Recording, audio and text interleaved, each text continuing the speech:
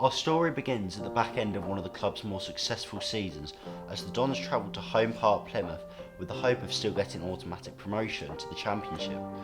But all this would mean nothing if Dons promotion rivals Rotherham were to pick up 3 points and relegation threatened Gillingham, meaning the Dons would have to then settle for the playoffs.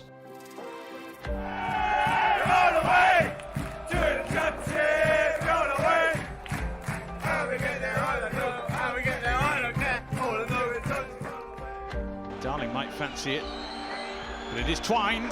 It's gorgeous. It's absolutely wonderful. Twine looking to keep the pressure on, and still Scott Twine takes centre stage again. In from McEachran, plenty want it. In it goes again. Harry Darling. Trying to wear Plymouth Argyle down here. Still Kasumu, and there's Twine! Hat-trick! Twine. Oh! It's another! Scott Twine is taking Plymouth Argyle apart. We're going to win by 5-0 at home Park against Plymouth, with the goal from Harry Darling and 4 from League One's Player of the Year, Scott Twine. This would be nothing though due to Rotherham winning at Gillingham, meaning the Dons would face the playoffs and a test against Buckinghamshire rivals Wycombe Wanderers.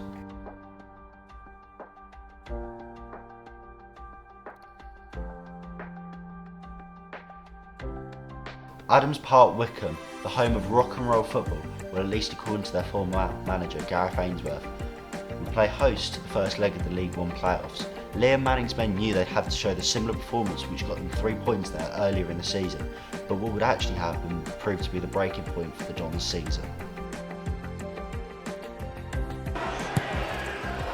Right under the ball, Wycombe strike first, and it's Ryan Tafazoli! Easy decision for the referee there as Scowen goes over. There's a yellow. Oh, it is. He's off because he's already been booked. McCleary. Vokes! That's what they've been looking for. The second goal that could be so crucial. Goals from Ryan Tafazoli in the 38th minute would set Wycombe on their way to a first leg success. It was helped when Josh McEachran, the Dons midfielder, received a second yellow and was sent off before Sam Vokes sealed the deal late on, meaning the Dons would have to do so in the playoffs, which is unseen before, overcome a 2-goal deficit at home in the second leg. 3 days on from the dismal display at Adams Park where the Dons got truly rock and rolled, it was time for the second leg at the Jungle. Stadium MK would play host to the second leg of the League One playoff semi-finals.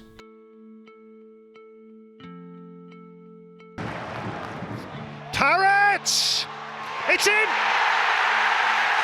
That's the goal that MK Dons desperately wanted! The Dons came out the traps like dogs that had been locked in the cages for weeks and had the sense of their next meal. So when Troy Parrott scored in the 26th minute for the Dons, there was a sense that this could be the Dons' time. There's the full-time whistle, and the Chairboys are heading back to Wembley!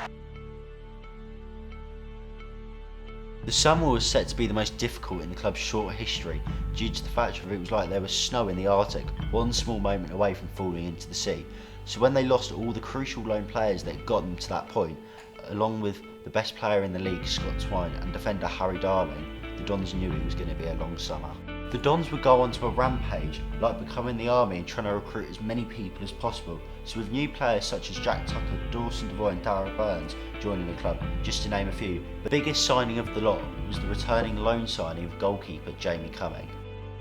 The Dons' new recruits, along with the players that would be returning from the season before, had high expectations to live up to at MK1. As pre-season playoff contenders, so anything less than top 6 challengers would have the fans turn very quickly on them.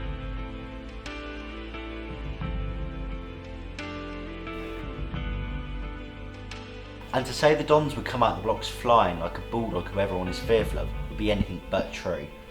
So when the Dons started the season in the beautiful city of Cambridge, which is better known for education, the Dons fans would be in for a shock. A goal from Cambridge United's Harvey Nibbs was enough to see the host qualify for 3 points, leaving the Dons fans alarmed. The Dons' start to the season was anything but pretty, only picking up 2 wins from the opening 6 games, including a trip to where only Ed Sheeran's music is listened to, Ipswich.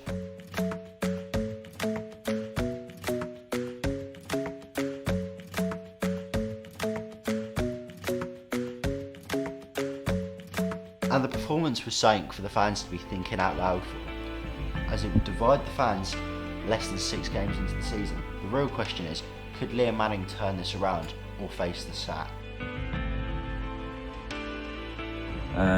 Things could definitely be a lot better, especially given how successful we were last year compared to this year. But again, we're signing like the right kinds of players who you can tell will be good in the future. I feel this year's more of a one-off bad year as opposed to, wow, the club's in absolute turmoil and we're awful. The Dons would pick up 2 wins from the next 9 games, leaving them in a situation that nobody thought they would have been in. To describe it as Liz Truss's reign as Prime Minister would make the Dons seem good and have the occasional glimmer of hope that something might turn around.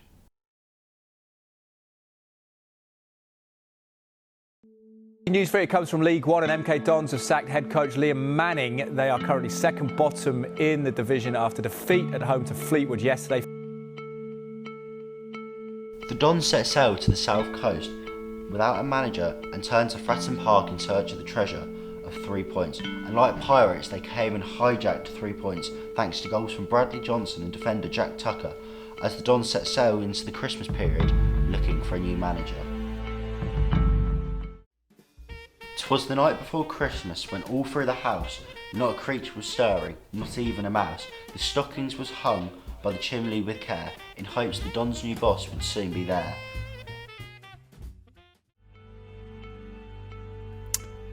Yeah, it is the question on everyone's lips in Milton Keynes at the moment. Who is Mark Jackson? And not so long later, the first Don deal was done. Breaking news from the EFL in the last few minutes, and it's Mark Jackson being named the new head coach at MK Dons.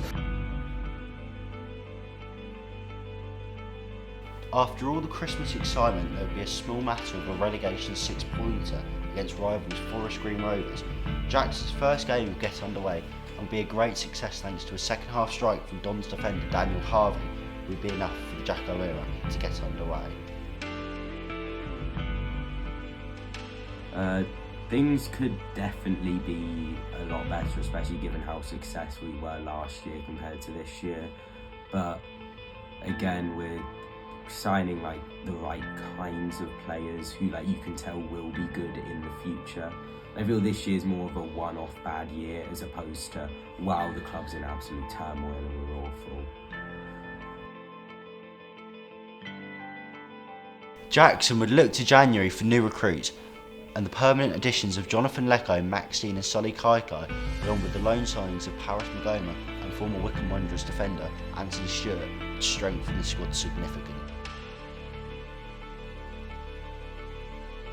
Dons entered the month of loving, or a single people call it, February, with a tricky test of playing the 3 of the top 6, of which, let's put it this way, it felt like a teenage relationship. On the outside, it looks like you might have a chance, but realistically, we all know it's not lasting more than 2 minutes.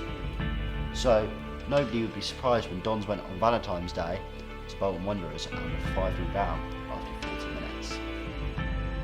Improvement-wise, the recruitment, I believe.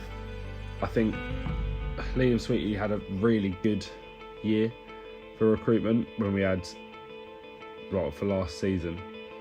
But how much can you say was that Liam? How much was that Russell Martin? This season's recruitment has definitely been thinking about 3 years' time. Little did we know Jonathan Lecco's 2nd-minute strike at league leaders Sheffield Wednesday would be the only thing the Dons fans would be celebrating that day, as the Owls went on to put 5 past Cumming under defence, leaving the Dons having conceded 10 goals in less than 2 games. State of MK Dons is dismal, to be honest. We had a good season last year. I believe we overachieved last season. We had a season where we had an insane group of players, like championship quality squad, and we bottled it going up. The Dons were provided with a glimmer of hope. 3 straight wins would see the Dons climb out of the relegation zone, but would that be enough? Time will tell.